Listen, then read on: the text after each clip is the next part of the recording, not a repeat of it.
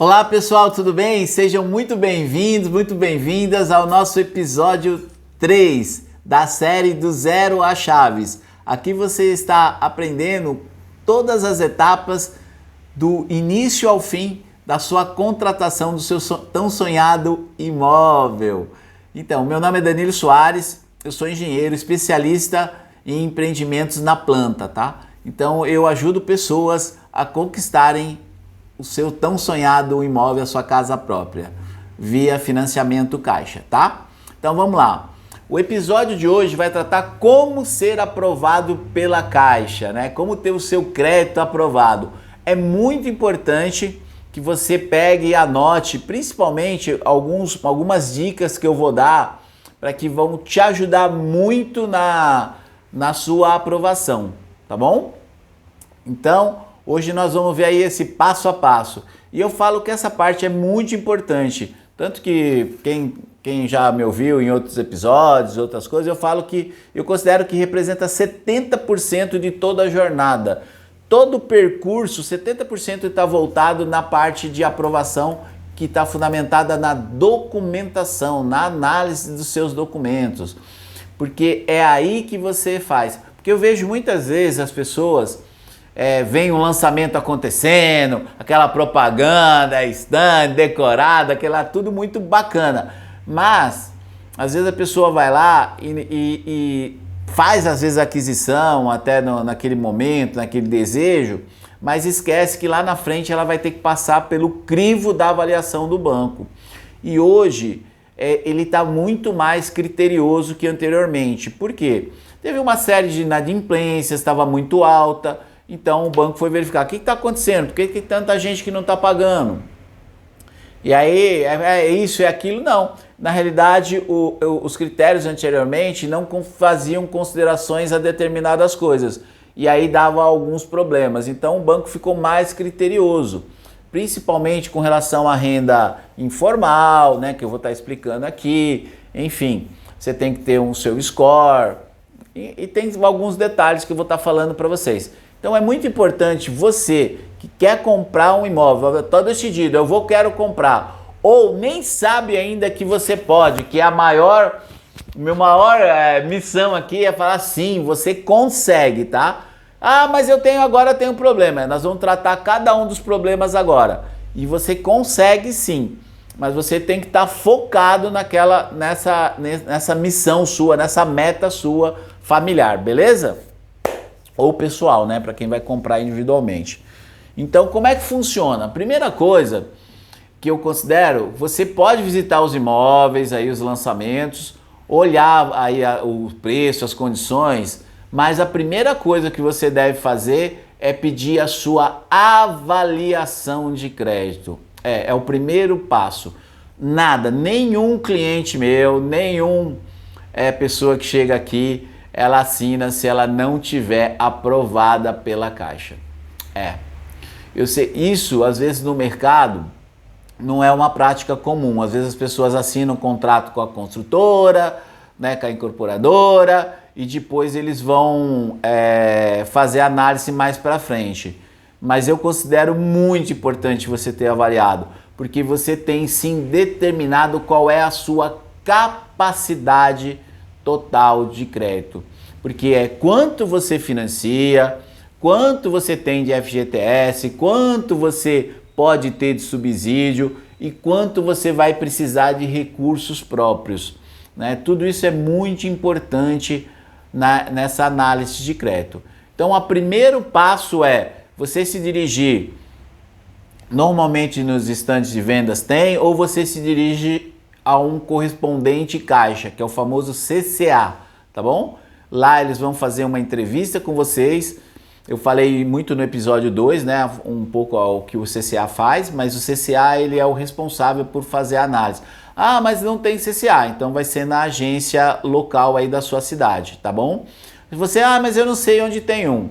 Faz uma pesquisa pela internet ou pergunta na própria agência, tá? Eles sempre vão indicar quais são os correspondentes que estão habilitados para fazer. Um correspondente para estar habilitado, pessoal, não é só uma pessoa que quer fazer, não. Ela tem que ter uma série de certificações,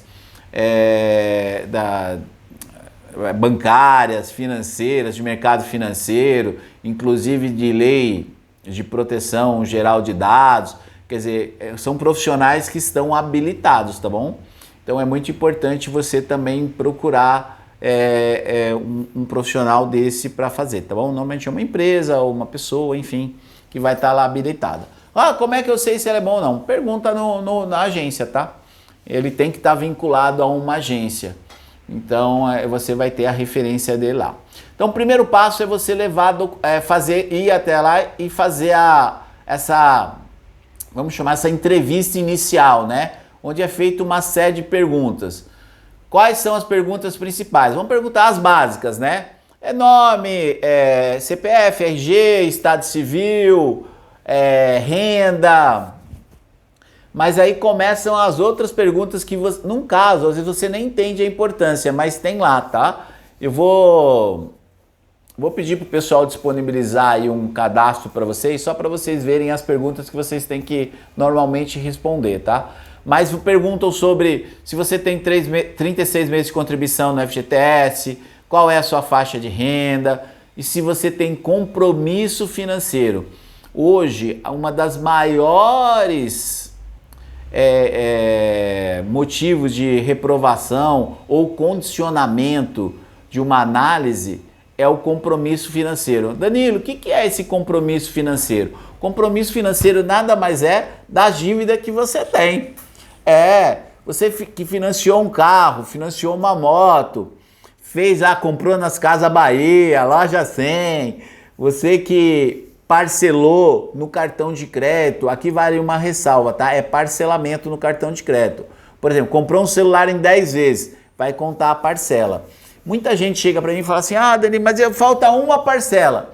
O sistema na hora que faz a varredura, ele olha o que você tem de endividamento e a parcela também consta, não importa se é 1 ou 100, ela vai constar lá na sua avaliação. E isso tira a sua capacidade de financiamento, tá? Diminui o seu valor de financiamento. Por quê?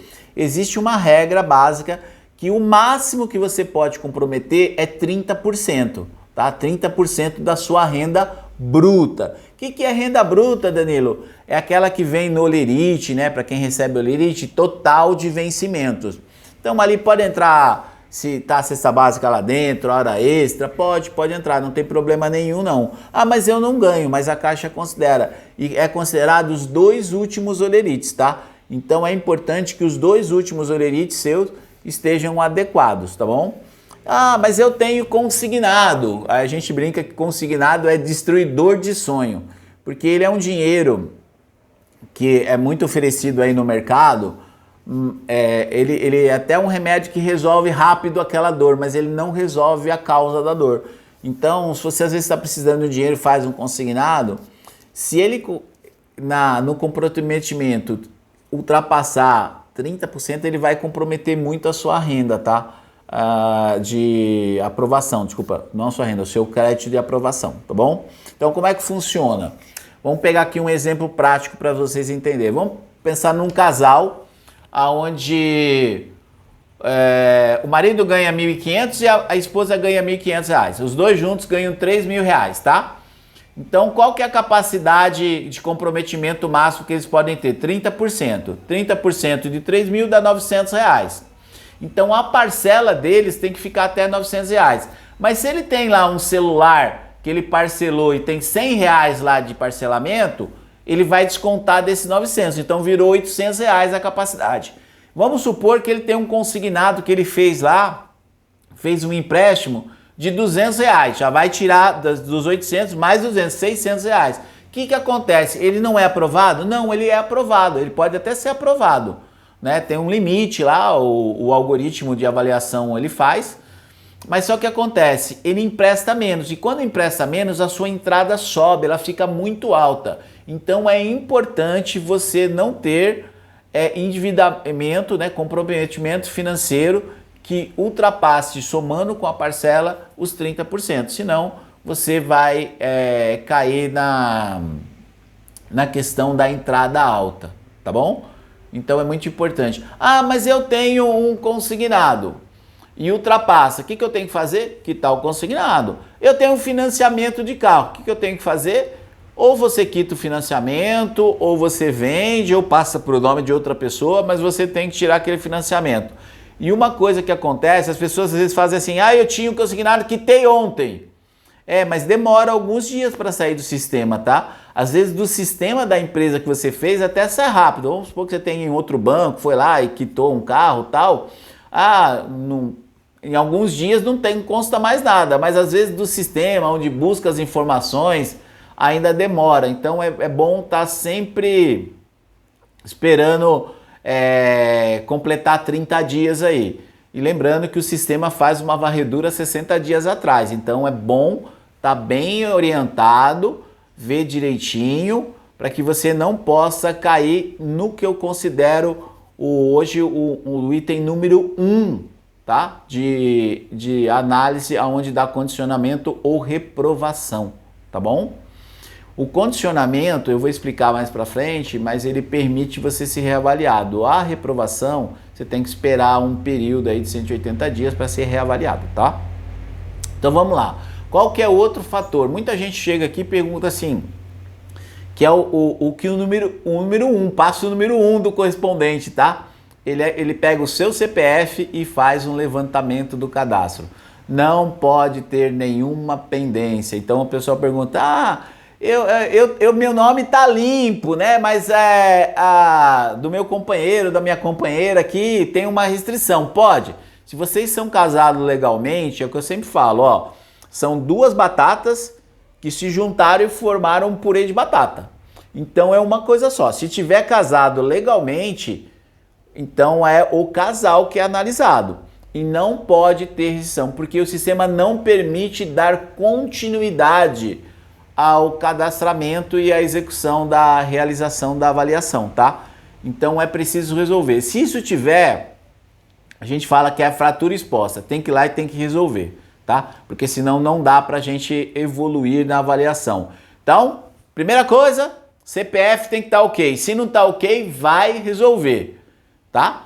Porque dali do CPF vai buscar Receita Federal, vai buscar mais outras informações, vai buscar muita coisa em cima do seu CPF.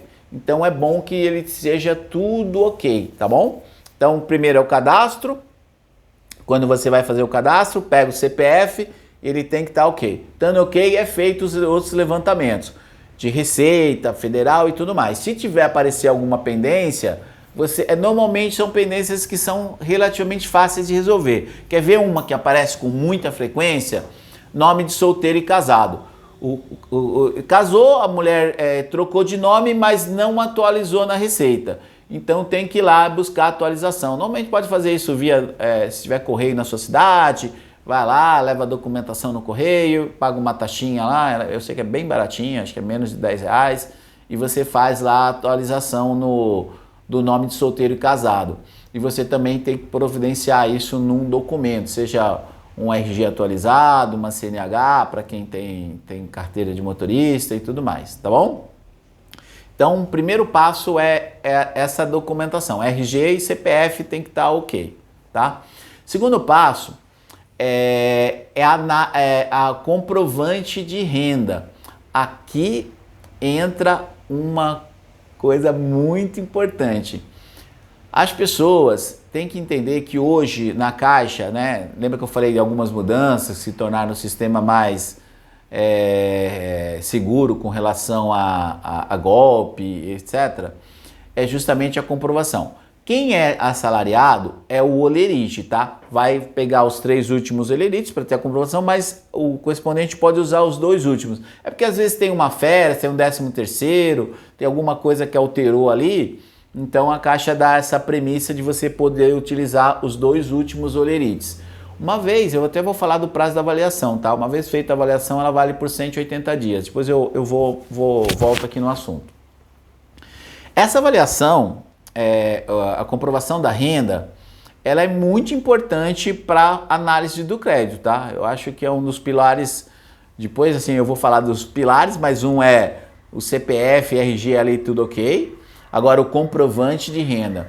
Então, o que é que considera comprovante de renda? A renda bruta. O que é renda bruta? É o total de vencimentos do holerite. Aí você fala assim, poxa Danilo, mas eu sou um profissional liberal, sou um autônomo e tudo mais. Então você tem que ter essa comprovação feita via imposto de renda. Aí nós estamos chegando, a gente sempre tem um momento de ouro do ano, que são os meses de março e abril, aonde você pode fazer a declaração do seu imposto de renda. Então o autônomo não pode comprar? Pode. Ele tem que declarar. Infelizmente no Brasil não é uma cultura de ficar declarando imposto de renda de autônomo, mas é sim necessário você fazer a declaração se você tem a intenção de comprar. Uma dica aqui de ouro, tá? Anota aí, dica de ouro. Não pode ser inferior ao piso. Muita gente chega e é autônomo, manicure, cabeleireiro, pintor, pedreiro, tá certo? Tem várias lá funções. E aí o que acontece? A pessoa vai lá fazer a declaração, não quero pagar imposto, declara um pouco abaixo do piso. Ano passado o piso era 29 mil e quase 29.400 por aí, 28.400, tá? Esse ano eu ainda não vi o piso, mas tem que ser acima do valor da declaração. Então basicamente pague nem que for R$1, tá certo? Eu sempre brinco assim com o pessoal para gravar, que você tem que estar acima desse piso. Então isso mais ou menos dá uma renda média aí de 2.400 por mês, né? Já é suficiente sim para você comprar o seu imóvel, olha só. Então, dependendo da região que você tem, é uma renda muito boa para comprar. Aqui na nossa região, olha, eu tô localizado a 60 quilômetros de São Paulo, e essa é uma renda muito boa para comprar, tá? Onde você tem um ponto de equilíbrio muito bom entre valor de imóvel, subsídio, né, valor da prestação. E as prestações ficam relativamente baixas, tá?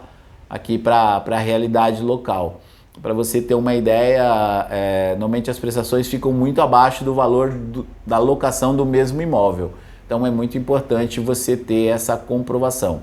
Então, para você que é assalariado, holerite. Para você que é autônomo, declaração de imposto de renda. Mas eu não declarei ano passado. Então declare esse ano, entre março e abril, para que você possa utilizar. Mas eu quero comprar um imóvel que é um pouco maior valor. Se você tem essa renda, coloque a renda lá no imposto de renda que efetivamente você tem. E outra dica de ouro número 2 com relação ao imposto de renda. É você ter a comprovação disso numa conta bancária. O gerente muito provavelmente vai pedir os seus 6 últimos extratos bancários, os 6 últimos meses.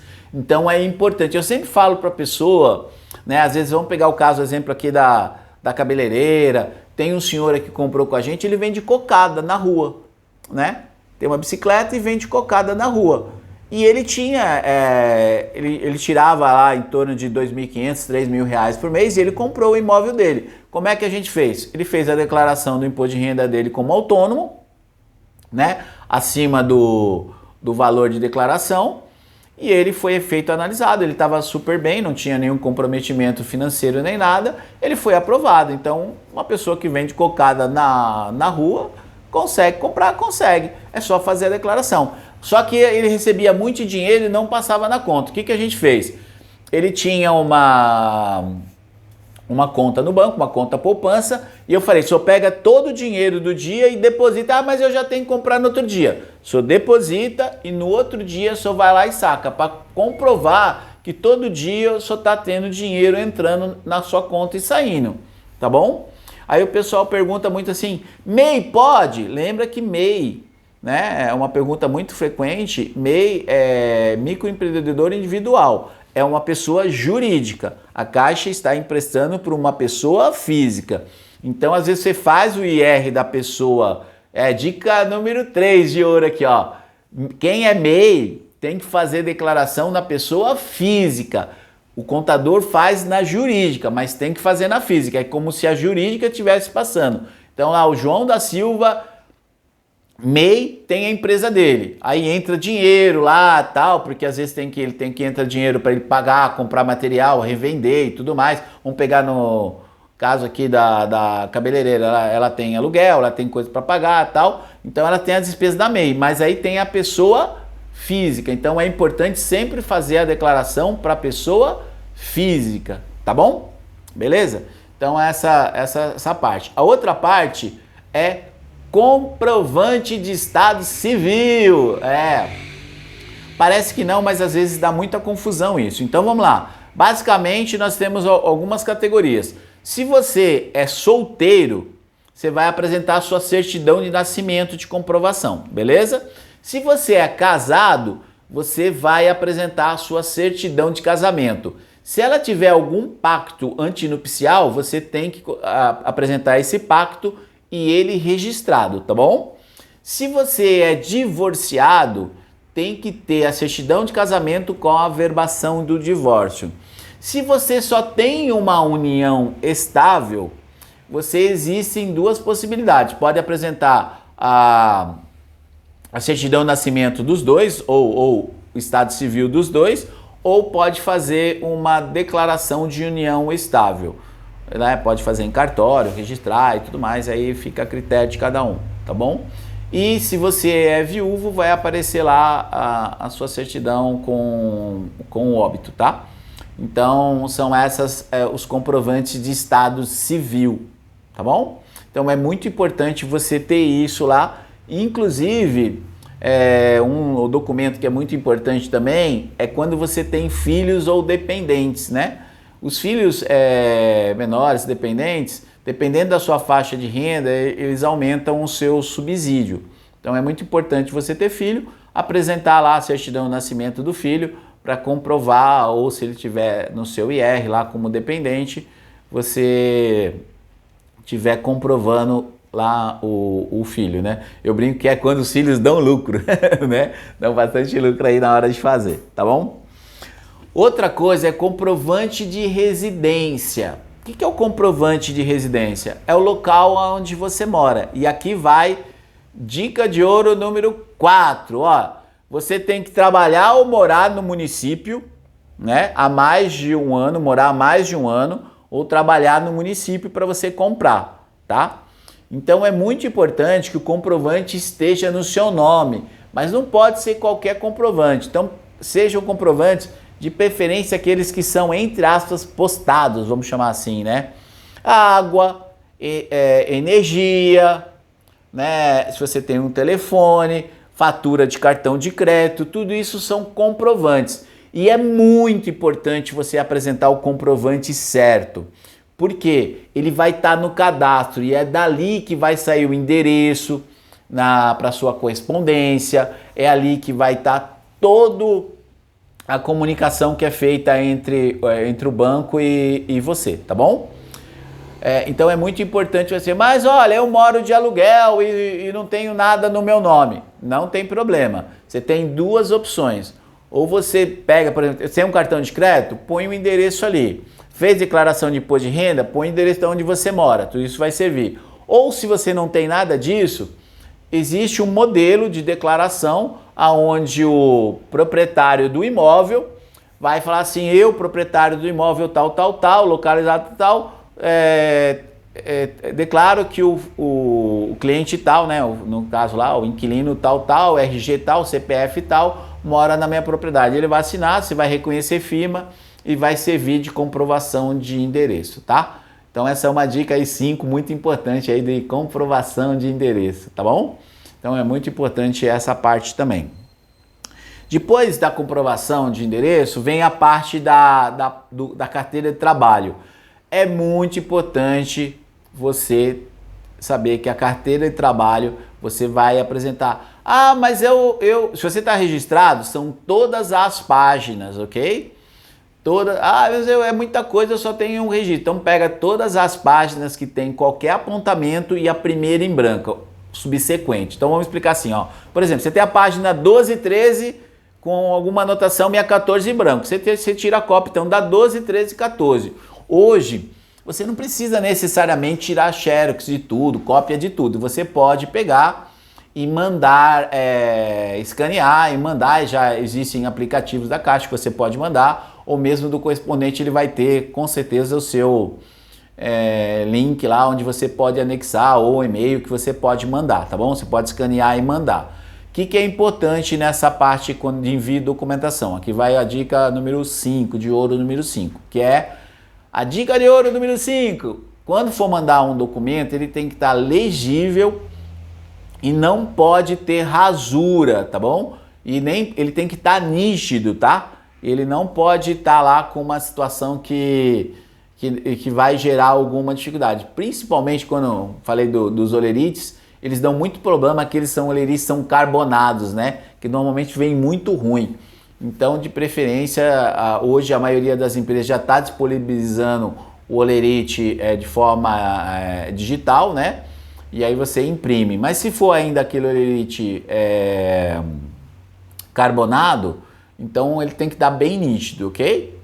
Então, essa parte aqui. Então, da carteira de trabalho, são todas as páginas ou todas as páginas que tem anotação com a primeira em branco subsequente para mostrar. Mas eu não trabalho, eu sou autônomo. Mas se você tem carteira de trabalho, você tem que apresentar ela para justamente comprovar que você não está registrado, tá bom?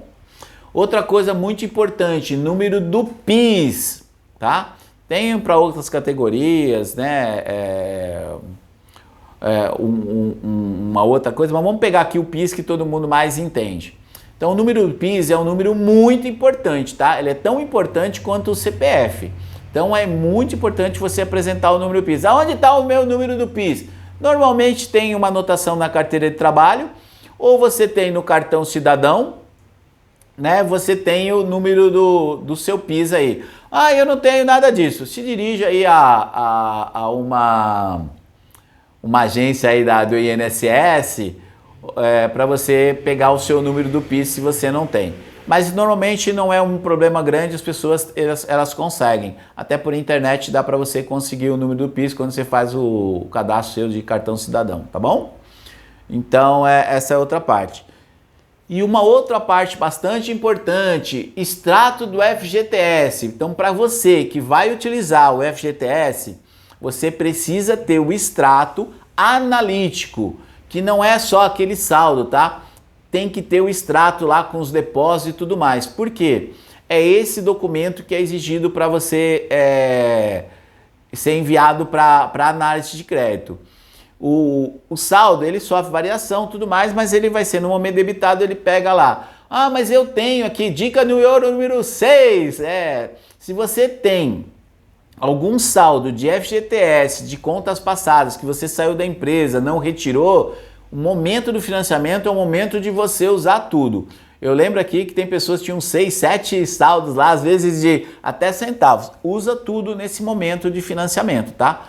Porque é uma das regras de utilização do FGTS, é quando você vai financiar imóvel, então é muito importante você estar utilizando isso, tá bom? Então é o extrato analítico. Como é que eu faço o extrato analítico? Dá para você tirar pelo aplicativo, você imprime, né? Ou você vai ter que se dirigir até uma agência se você tiver alguma dificuldade lá, mas dá para fazer de forma online, tá bom? E a última parte da documentação, que completa 100% da documentação, é imposto de renda. Para quem é autônomo, ele vai servir como comprovação de renda. Para quem não é e atingiu o piso, é obrigatório a apresentação. Ah, mas eu não fiz. Você não fez, então você vai ter problema, que você vai ter pendência na receita. Por quê? A sua empresa declarou que você ganhou, as informações são todas cruzadas e aí você não tem a declaração, vai gerar uma pendência na Receita Federal. Então aconselho você que atingiu o piso de declaração, né, o valor de declaração, faça a declaração, tá bom? Do seu imposto de renda. Também pode ser a simplificada, não tem problema nenhum. E quando apresentar, ela tem que vir com o número de protocolo, tá? Que é aquele número da entrega. Então é muito importante na hora da declaração você deixar salvo. Se você faz com algum contador, com algum amigo, ou mesmo você faça, salve isso, tá? De preferência não no celular, porque você perde o celular, aí depois fica com problema para pegar, tem que ir até o posto da Receita lá, tá bom? Então tudo isso compõe os critérios para sua avaliação. Então eu vou repassar aqui. Parece muita coisa, mas vocês vão ver agora no resumo que eu vou dar, que é simples. Então, de quem vai compor o financiamento? Pode até 3 pessoas, pode ser marido, esposa, filho, 3 amigos, 2 amigas, não importa, até 3 pessoas. Dessas tem que ter sempre o quê? RG, CPF, comprovante de renda, residência e estado civil. Carteira de trabalho com o número do PIS e o extrato de FGTS, juntamente com o imposto de renda para quem fez a declaração, tá bom? Se você atingiu e não fez a declaração, lembrando que você precisa corrigir, isso vai dar uma pendência na Receita. Dica de ouro número 7, tá? Aproveitar o momento aonde você pode fazer o IR, que é março e abril normalmente. Então esse momento é muito importante, porque fizer fora do prazo, a Caixa não está mais aceitando. E imposto com retificado, você vai ter que apresentar o original e o imposto retificado, tá? Então é importante que você faça certo. Ah, eu errei aqui. Desde que não altere a renda, a Caixa vai aceitar. Se tiver alteração de renda, isso pode prenunciar alguma tentativa de fraude, pode ser que lá na frente você tenha a sua aprovação negada, tá bom?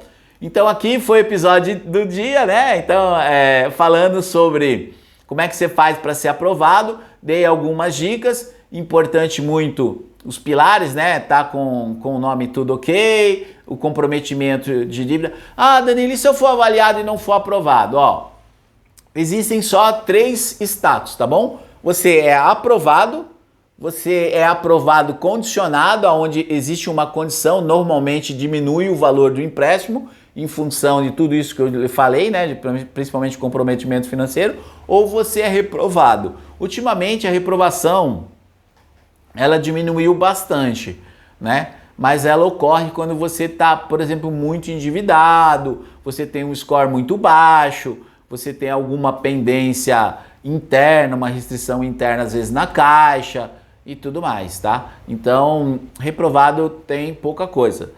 Poucas pessoas estão sendo reprovadas. Então, planeja, conversa, orienta.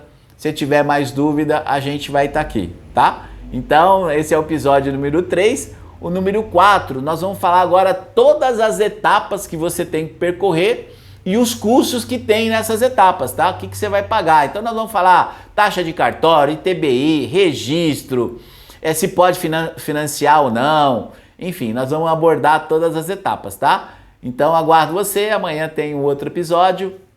Valeu, abraço, tchau.